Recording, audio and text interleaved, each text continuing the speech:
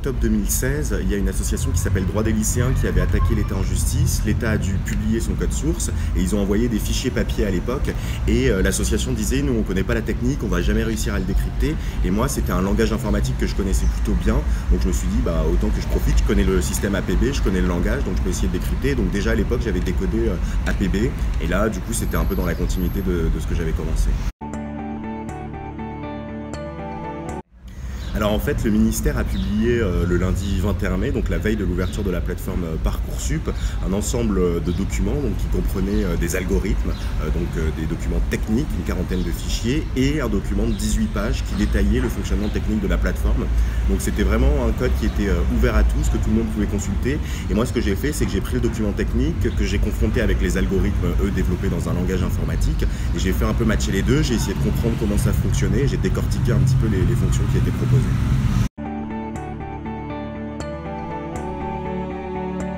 Alors en fait, ce qu'il faut savoir, c'est que Parcoursup, ça va fonctionner en 3 phases. Une première phase dans laquelle les candidats vont faire un certain nombre de vœux, des candidatures dans différentes formations. Une deuxième phase où là, les formations vont avoir reçu ces différentes candidatures et vont les trier. Donc que ce soit les universités ou les formations sélectives, elles ont les mêmes outils de tri. Et une troisième phase où c'est la mise en relation des formations vers les candidats. Et le code source qui a été publié, c'est le code source de cette troisième phase, donc de mise en relation entre candidature des candidats et formation.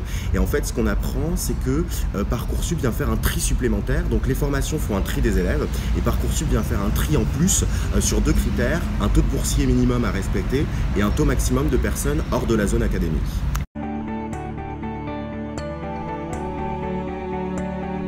Effectivement, jusqu'à présent, avec APB, on faisait une distinction entre les formations sélectives, qui faisaient déjà du tri comme elles le voulaient, et les formations non sélectives, où c'était un algorithme avec des critères partout pareils en France, qui venait faire le tri.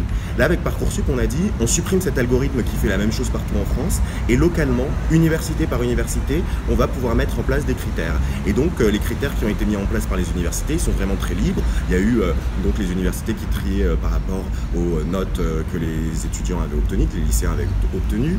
Il y avait également la fiche à venir avec les conseils des profs, mais il y avait des critères aussi un peu plus surprenants. Parfois on regardait le taux de réussite du lycée d'où venait l'élève en disant bah, plus le lycée est excellent, plus on va faire venir les élèves. Et puis il y a même des fois où on pénalisait les redoublants, pas dans toutes les formations, mais dans certaines formations on a même pénalisé les redoublants. Donc voilà, vraiment on procédait comme on voulait.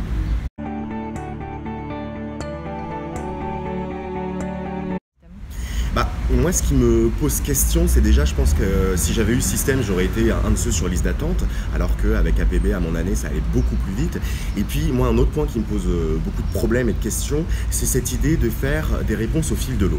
Alors, dans l'idée, c'est bien, c'est qu'on voit en temps réel ce qui se passe, mais concrètement, on est à 1 mois des épreuves du bac, et honnêtement, les étudiants, ils ont autre chose à faire en ce moment même que de se dire, tiens, je vais me connecter ce matin, voir s'il y a une place qui a été libérée ou pas. Donc, moi, c'est vraiment ce qui me pose problème. Je me replace vraiment dans cette situation où moi avec une seule phase j'étais déjà stressé, j'avais la main qui tremblait en me connectant sur admission post-bac. Là si tous les matins je devais me lever et allumer mon téléphone portable, ça serait encore plus stressant.